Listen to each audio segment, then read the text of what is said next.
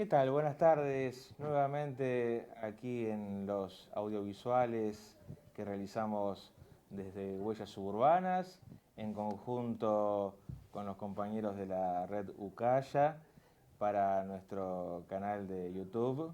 Bueno, en este caso vamos a tener la posibilidad y el placer de conversar con Pablo Ayala. Pablo es un referente infatigable de la militancia nacional, popular, desde el justicialismo en el municipio de La Matanza, en las regiones fundamentalmente de la zona sur del municipio, La Ferrere, Virrey del Pino, González Catán. Así que hoy estamos en compañía de él para conversar un poco de esto que pasa, lo que se vive en los barrios y también de la experiencia de la militancia de base en dicho terruño. Pablo, ¿qué tal? ¿Cómo te va? ¿Cómo estás, Daniel? Bien. Buenas tardes. Andamos, buenas tardes. Un placer estar con vos. Igualmente. Después de tanto tiempo. Nos conocemos desde hace muchos años. Sí. Así recordamos 20 años más o menos. 20 años exactamente, como diría el tango. Y finalmente, bueno, los puntos en común, que en definitiva somos una especie de familia grande. Sí, es verdad. Nos conocemos casi todos.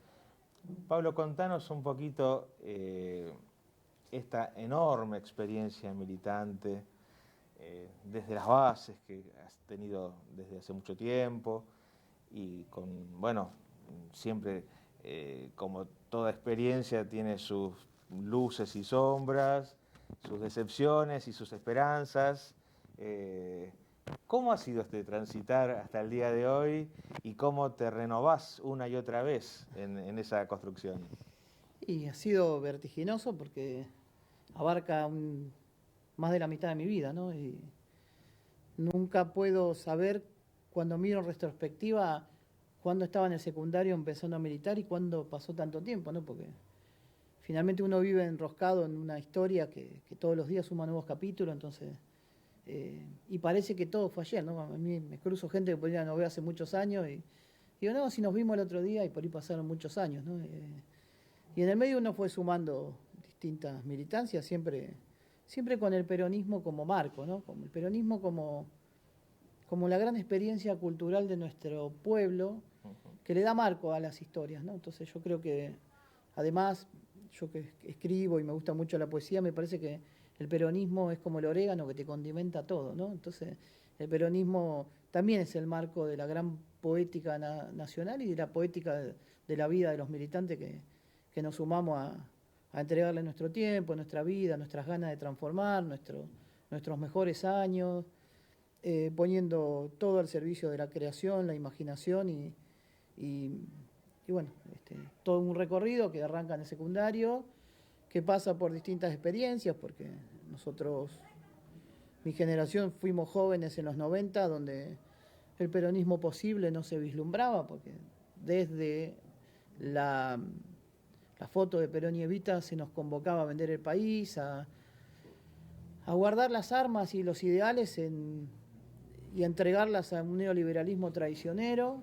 Eran tiempos de resistencias. Era tiempo de resistencia o de encontrar, ¿no? Porque había una resistencia que daba vuelta en nuestro pueblo, pero nosotros éramos muy pibes, entonces vivíamos también en un mundo que cambiaba, en un mundo convulsionado, en un mundo que nos quería ofrecer el fin de las ideologías de Fukuyama. Y nosotros veníamos llenos de ideas, porque en mi caso particular yo me crié en una casa de una mujer militante, sola, con 2 hijos, y donde las ideas fluían, las utopías y las viejas historias de las revoluciones de Nicaragua, Cuba y América Latina. Y los 90 era un poco venir con un bagaje de información cuando uno tiene 15 años y encontrar un mundo que estaba renunciando a las utopías. Y la verdad que la primera bandera, yo siempre digo que las primeras banderas a las que nos atamos en busca de utopía era el rock, ¿no? El rock de los 90. Yo digo que la poética del Indio Solari vino a reemplazar quizás la formación de las unidades básicas para los que somos de una generación, ¿no? Me pasa de encontrar compañeros que mismo Máximo Kirchner tiene mi edad y hoy vemos toda una retórica ricotero-peronista. Has estado muy vinculado al rock vos, Pablo, ¿verdad? Yo he hecho música muchos años. Claro. Ha sido quizás mi espacio de canalizar algunas inquietudes artístico-culturales desde espacios de conformación de ciertas resistencias, ¿no? A mí me marcó mucho, yo venía del rock de barrio, ¿no? Sí. A mí siempre era un rolinga de barrio, esa quizá era mi tribu urbana, el rock, pero después, en búsqueda de algunas ideas en la música, el disco León de los Cadillac y toda la cuestión que tiene que ver con Manu Chao y Mano Negra influenciando el rock latinoamericano, que deja de tener vergüenza de lo propio para apropiarse de las músicas latinoamericanas. Entonces, León Gieco, Jaime Ross y Rubén Blades dejan de ser considerados grasa por el rockero medio y empiezan a ser absorbidos por toda esa cultura que le va incorporando otras cosas, ¿no? Va incorporando cierta expresión de ruptura con lo que se vivía, sobre todo en los tiempos neoliberales, que empieza a encontrar en Chiapas por ahí alguna cuestión de una lucecita que se encendía en América Latina. Entonces a partir de ahí vienen los Cadillac, me parece que esa trilogía que va El León, Vaso Vacío, Rey Azúcar, donde revisitan la obra de Galeano, para nosotros fue muy importante y queríamos ser una banda pachanguera que bajara línea y que dijera cosas en Desapariciones, la versión de los Cadillac del tema de Blades. Después cuando llegan Capanga y Bersuit, también era apropiarse de ritmos considerados grasas por el público rockero para hacer alguna mixtura. Entonces, sobre todo Bersuit, el primer disco Libertinaje, ahí hay una mixtura del rock con... yo lo tomaba como la mixtura de aquellos que venían de una formación de la clase media, de cierta poética, no sé, de Silvio Rodríguez, con esa clase media empobrecida se encuentra en la clase baja toda esa música del interior. Entonces quizás Libertinaje es esa mezcla de culturas, ¿no? Sí, chamamé, cumbia, murga, sí, claro. con una poética medio, si se quiere, en algunos puntos spinettiana, porque Vuelos, el tema que habla de los vuelos de la muerte, basado en el libro de Berbisky sobre testimonio de Silingo, habla un poco tiene una poesía medio spinettiana. Y nosotros ahí ya no queríamos ser rockeros, queríamos ser una orquesta popular, ¿no? Esa cosa bersuitera que no... Y entonces hacíamos fiestas en determinados lados y nos mezclábamos con distintos músicos, sean punks o rockeros o cuartetero, cumbiero, chamamecero, murgas. Y ahí empieza un poco, veíamos entonces ese magma de cosas que uno podía poner, todas estas músicas, Las Madres, Diego y la poesía ricotera, todo eso para nosotros empezaba a ser el magma de un peronismo posible, ¿no? Entonces, todas cosas que después el kirchnerismo... Son experiencias que van también haciendo reconocer un montón de realidades y uno distintas. va abriendo la cabeza hacia otra cosa, sobre todo cuando sos chico, ¿no? Y eso, en realidad, no estábamos tan equivocados, porque todas esas cosas que acabo de nombrar, Madres, Indio Solari, Diego, y lo pone el kirchnerismo en línea después, ¿no? Como que todo termina... Y nosotros veníamos de ahí... y de ahí a considerarnos un grupo estudiantil, secundario, cultural de la izquierda peronista, y en eso estalla todo, se parte en pedazos el neoliberalismo en 2001, y todo empieza a tener un poco de sentido, porque el país que se consideraba a sí mismo del primer mundo y rubio, de ojos celeste, estalla, y nos damos cuenta, y nos damos el hocico contra el piso, y nos damos cuenta que somos Latinoamérica. Y en ese encontrarnos a nosotros mismos y en buscar nuestros pedazos para rearmarnos, empezamos a encontrarnos nosotros también y a ideológicamente acomodar eso que sentíamos como peronismo, cuando ese peronismo posible o menemiano o traicionado y traicionero hace agua con la caída del 1 a 1 y bueno, el peronismo empieza a buscar sus cauces para volver a ser y nosotros estábamos ahí, ¿no? Y cuando llega Néstor Kirchner todo eso se ordena. Y ahí estábamos nosotros. Yo me sumé al kirchnerismo en un espacio que se juntaba en el boliche de tango Michelangelo, que lo conducían Carlos Kunkel y Dante Bullo, ¿no? Dante Bullo, que para mí tenía toda una connotación su pasado, toda su lucha. Pablo, discúlpame, en ese contexto y en la zona de Matanza donde vos vivías y militabas, la explosión del 2001 habrá dejado un escenario de múltiples carencias y urgencias. Y en aquellos tiempos surgen los trueques por todos lados, la tromba que significaron los días de diciembre, que van desde los saqueos a comercios, que parecía haber pasado un terremoto por algunos negocios que después no volvieron a abrir más, algunos supermercados, y la noche de los fuegos, ¿no? Yo siempre recuerdo la memoria del fuego de Galeano, y me acuerdo aquella vez en que la policía decía a todos que iban a venir otros barrios a saquear. Entonces todo el mundo salió con lo que tuviera a mano a prender fuego en las esquinas y a cuidar su propia esquina, su propio barrio. Y todo eso pasó, ¿no? Y después con el tiempo el ejército dando de comer en algunos barrios donde había casos de desnutrición y bueno, todo un escenario que cuando llegó Néstor se ordenó un poco, ¿no? Se empezó a ver un trazo de esperanza y ahí nos sumamos, ¿no? Y es bueno hacerte esta consulta y que vos la expliques con tanto detalle, porque hay que poner énfasis, no pasó un siglo de todo esto, y hay que poner énfasis en que, en definitiva, ciertos lineamientos políticos, económicos, ideológicos, una y otra vez dejan en el umbral de que puedan pasar cosas por el estilo. Y uno parece que estamos atados a un déjà vu que siempre termina en el mismo lugar, ¿no? Porque en 2001 Cavallo salió eyectado, fue el primero en volar horas antes de la Rúa, con su secuela de muertos y con su secuela de muertos a posteriori por enfermedades o por hambre o por todo lo que pasó en Argentina. Y hoy Cavallo da charlas y Milei y un grupo lo levantan como una voz autorizada de una Argentina que la quebraron, ¿no? Una Argentina que la destruyeron y que todo eso tiene que ver con nuestra propia historia. Ojalá algún día podamos contar en primera persona cómo vivió cada uno esos años del 2001 y cómo se metía la crisis económica con la vida personal, de gente que lo perdió todo, de gente que pasó hambre, de gente que...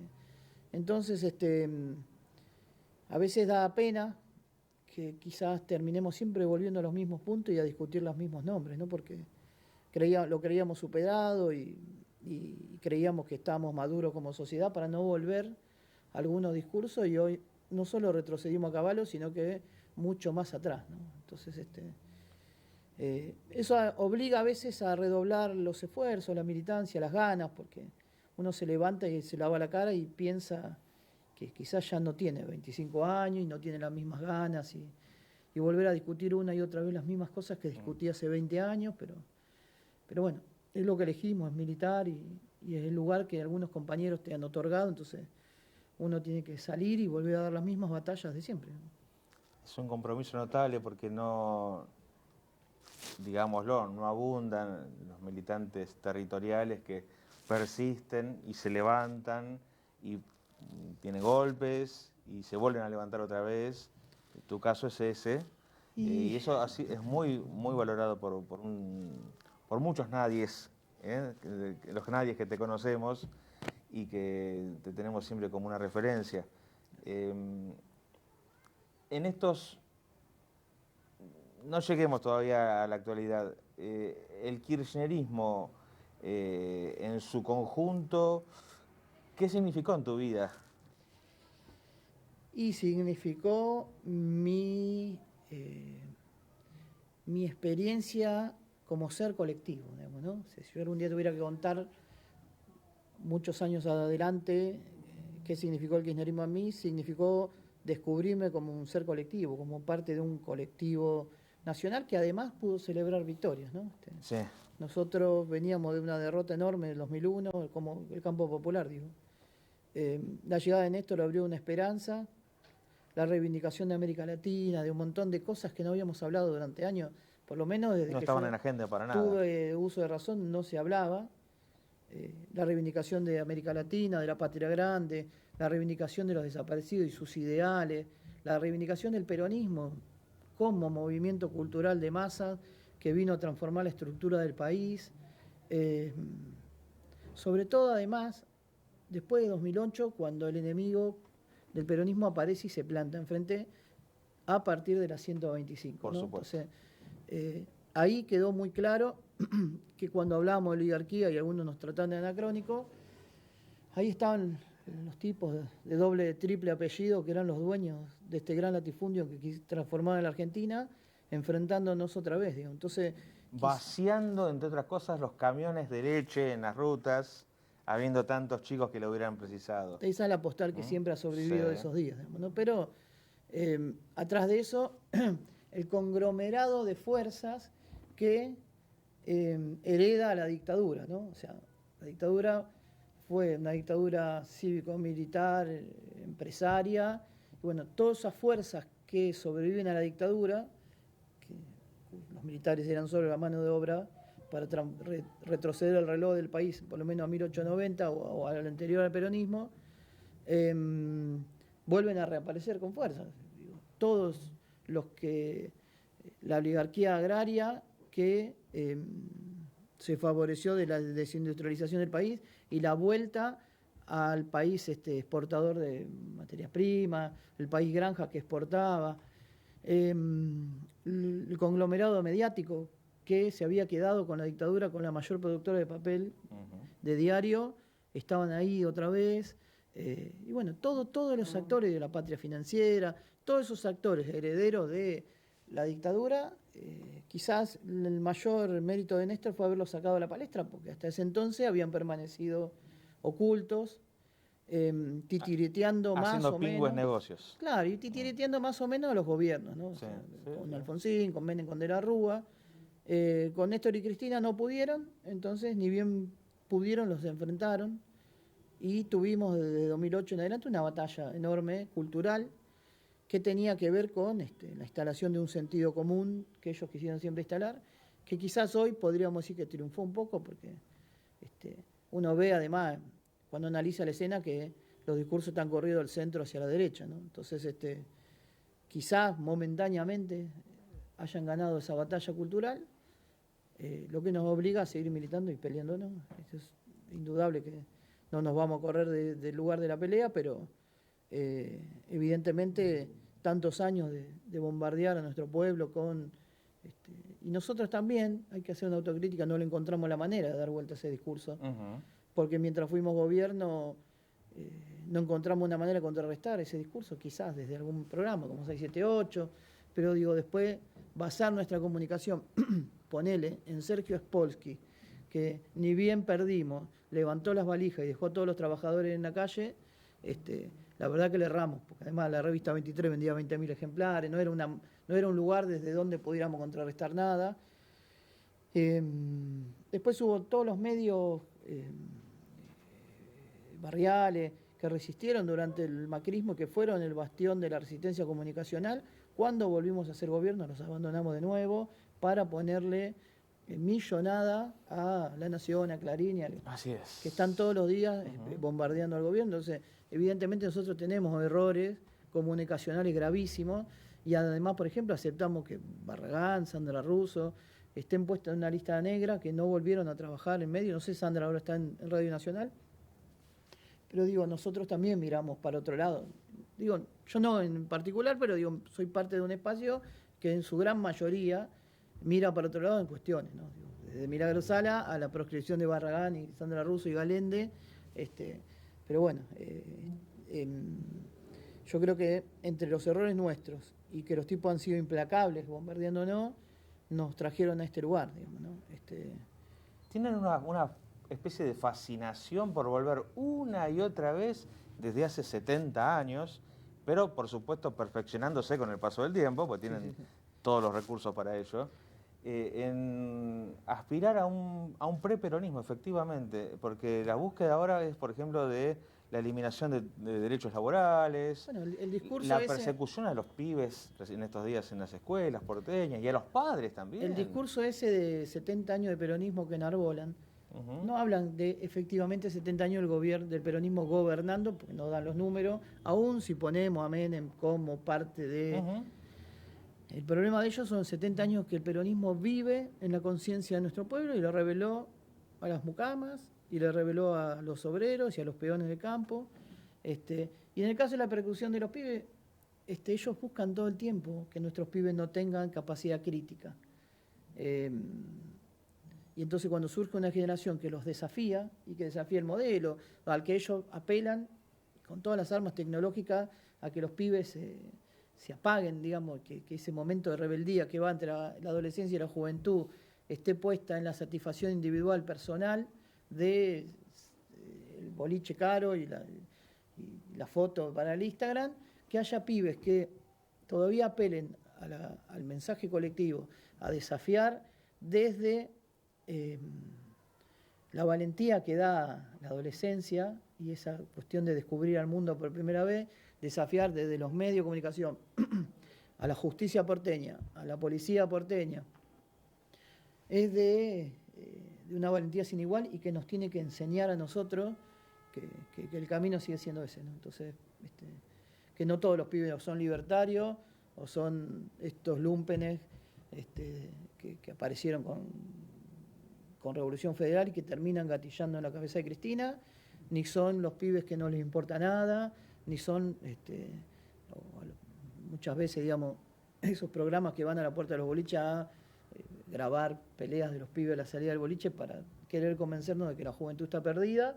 Entonces cada tanto aparece una generación que sacude un poco la modorra y nos dice que no, que acá están los pibes otra vez. Es muy, muy complicado que intenten, y quizás en alguna porción de la población lo logren, naturalizar la idea de poder ir a hacer una apretada a los padres a la casa para que saquen a los pibes de las protestas. Tienen que ver con ese retroceso que yo te digo, sí, de mover el sentido común del centro hacia la derecha y que determinadas cosas ya sean la justificación de que Cristina se merecía que le gatillen en la cabeza porque ella genera violencia. Es un poco eso, ¿no? El algo habrán hecho. Bueno, ellos siempre han sido así, digamos, se han llevado por delante todas las convenciones internacionales, las leyes y todo lo que tiene que ver la convivencia de un país democrático, aunque siempre se asumieron como libertadores democráticos y republicanos. Bueno, siempre han actuado de esa manera y cuentan con la complacencia de los medios, porque, digo, para los medios son más peligrosos y delincuentes un grupo de adolescentes que toma la escuela en demanda de mejor comida, de refrigeración. Pero aparte, me hace acordar mucho a la noche de los lápices. Claudia Falcone vivía cerca de la escuela, no necesitaba el boleto estudiantil. Peleaba para que otros pibes que no vivían cerca de la escuela tuvieran ese derecho. Y hay muchos pibes del Pellegrini y todo que seguramente pertenecen a una clase media que puede llevarse unos pesos para ir al buffet concesionado de la escuela. ¿Sí? Ahora, pelean para que otros pibes de otros colegios de Lugano, que van todo el día a la escuela sin comer, puedan tener una comida de mayor carga proteica y mucho más que una feta de jamón entre dos panes. Entonces, valorar también que muchos pibes que por ahí tienen la comida resuelta estén peleando por otros pibes, habla de que no estamos derrotados, ¿no? Uh-huh.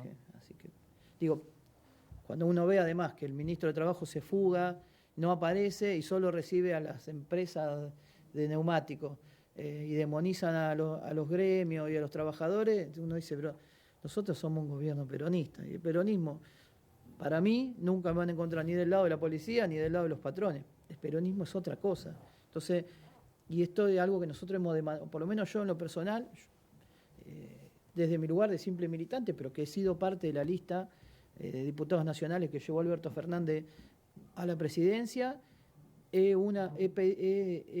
peleado una y otra vez porque nosotros no prometimos esto en la campaña.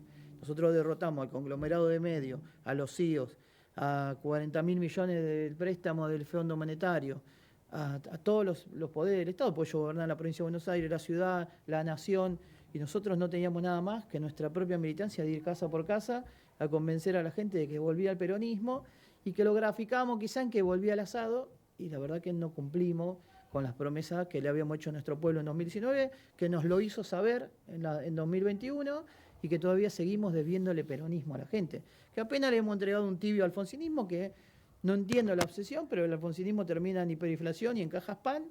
Ya la caja pan es esta bolsa de polenta que le damos a nuestro pueblo y que vamos camino. Y la hiper Y está ahí, ¿no? ahí, ¿no? A la vuelta de la esquina. Entonces, algunos ya se animan a titularla como tal. si seguimos con esta cosa de vanagloriar a Alfonsín, que fue un tipo que llevó adelante el Plano Austral, no fue más que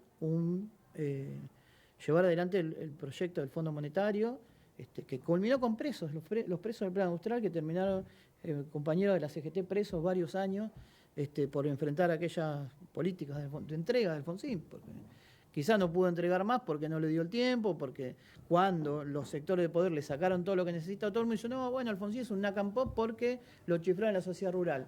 Pero lo chiflaron en el 88 cuando ya les había entregado todo lo que querían. Ya les había dado incluso al Grupo Clarín Radio Mitre. Bueno, después llega Menem para consumar la entrega y eso es algo que el peronismo tiene que discutir hacia adentro. ¿Qué nos pasó o qué pasó para que todos asumieran que el peronismo había que ayornar la doctrina y hacerse neoliberal? Pero bueno. Y en este contexto al que llegamos, ¿cómo ves la perspectiva de cara al año que viene de parte de este gobierno con el candidato o candidata que sea? ¿Y cuáles son las demandas que vos observás en los barrios? Las demandas son las de siempre, lo que te lo sinteticé en que nos falta peronismo, nos falta devolverle a nuestros compatriotas los derechos que el macrismo les conculcó y que seguían esperando que un gobierno peronista con Cristina se los dé. La encerrona de la derrota filosófica y cultural que Durán Barba y los medios de comunicación nos infringieron, nos llevaron a un gobierno de coalición que pone a Alfonsín y a la tibieza como centro de la escena política, y yo creo que ahora no tenemos que pasar más por estos experimentos, y para mí Cristina tiene que ser la candidata a presidenta. Si Lula gana el domingo en Brasil, no va a quedar dudas de que Lawfare ya no tiene cabida en América Latina y que Cristina tiene que ser la presidenta, y tenemos que llevar adelante el programa por el cual la gente nos acompañó durante 12 años. Entonces, yo creo que las perspectivas para mí, yo soy un militante y los militantes somos como los viejos cristianos del inicio, ¿no? Nosotros tenemos la fe y quizá la fe en el hombre y su capacidad de abandonar proyectos individuales para abrazar causas colectivas.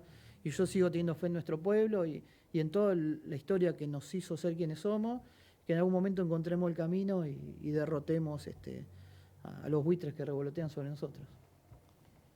Muy bien. Ha sido siempre un placer. Gracias. Pablo, conversar contigo. Muchas gracias. Tener este espacio modesto que venimos creando con los compañeros de Ucaya está siempre a disposición y seguiremos charlando. Porque son muchos desafíos y pensamos no rendirnos. Pensamos seguir caminando, transitando estos rumbos, a ver si podemos finalmente darle mayor dignidad a todo nuestro pueblo del cual somos parte. Gracias, Pablo, por estar. Gracias a vos. Muy bien, nos despedimos. Ha sido un placer, espero que disfruten todos este nuevo reportaje audiovisual que hicimos desde Huellas Suburbanas y seguimos siempre en contacto con todos ustedes. Hasta la próxima.